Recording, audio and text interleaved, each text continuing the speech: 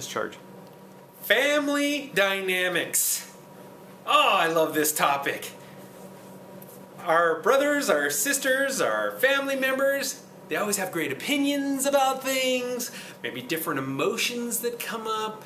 So what do we have to do to make sure that we provide the best care possible for our parent?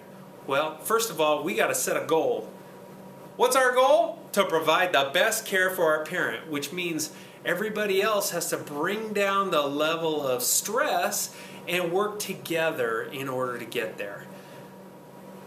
First step, pick the lead person to communicate, facilitate, and really just be that go-to person for problems out there in regards to your parents' care. A lot of my clients, they'll say, well, yeah, my sister's in charge, but she likes to make all the decisions. She doesn't include anybody else in the decisions, and she just does whatever she wants to do. That's bad, right? Or somebody, oh, I'm so overwhelmed, I do this 100% of my time and I still got to do all these other things. That doesn't work. Or then you have the other end of this spectrum.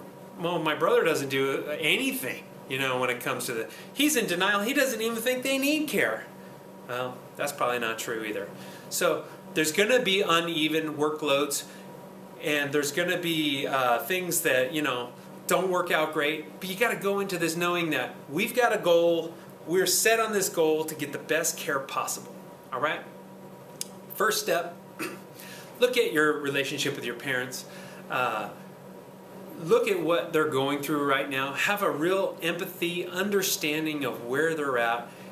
Their whole identity is flipped. They were the parent. They were the strong one. Now they're the weak one. Now they're almost like the child again.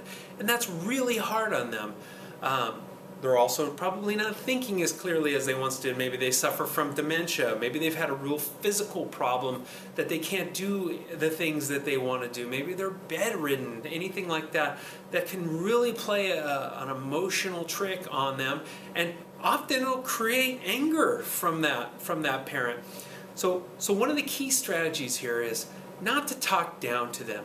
You may have to talk loud because often they can't hear well, but don't talk down to them. Don't treat them like a little baby, okay? That's really important not to do.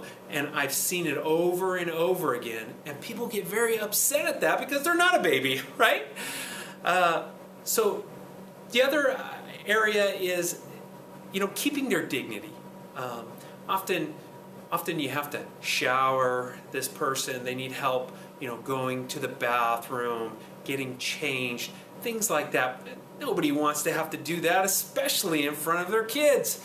So if you have a relationship that, you can kind of manage that, then that's great. But if not, get help. There's other people out there that can help you with that. There's caregiving companies like mine that really, that's exactly what they do. So let's get into the sibling rivalries, all right? So the key part about sibling rivalries and the family dynamics associated with that is that everybody wants to contribute, and everybody has a different situation. It could be that everybody's scattered throughout the country, and not everybody can have an even role. But there's maybe somebody close that can be more of that caregiver type, and the roles given to the other people in the family, could be the organization role. It could be a financial role. It could be a medical, or maybe somebody's really handy with putting up grab bars and things like that. Finding a role and communicating the role and building them up, it's almost like you're managing a team. This lead person has to be like a manager, facilitator type to build people up all the time, even though there's probably a ton of pressure on you. Your job is to keep this organization running. And often, we want to look at maybe rotating the care. Maybe it's not the full caregiving like I described, but maybe it's just visits, rotating visits. Looking for people to come in and bring food in and things like that. That's going to be very, very important. But really checking the attitudes and the unfairness at the door for siblings is key. And you can't do it 100%, so don't even expect to. But but the key is keeping your eye on the goal and doing your best. And that's all you can ask, right? The other thing I want to talk about is really try to increase your network of people that are helping you, whether that's through companies that are experts out there that can really help you navigate some of the system, or it's neighbors and friends of your parents that really want to stay involved in their life, you know, coming in for visits and again bringing in food, those types of things. Keeping the communication loops open for these guys is great care and is critical in getting better, okay, which is the overall goal.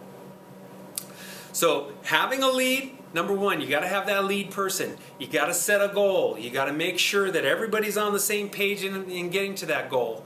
And then involving everybody, giving everybody a role in the care.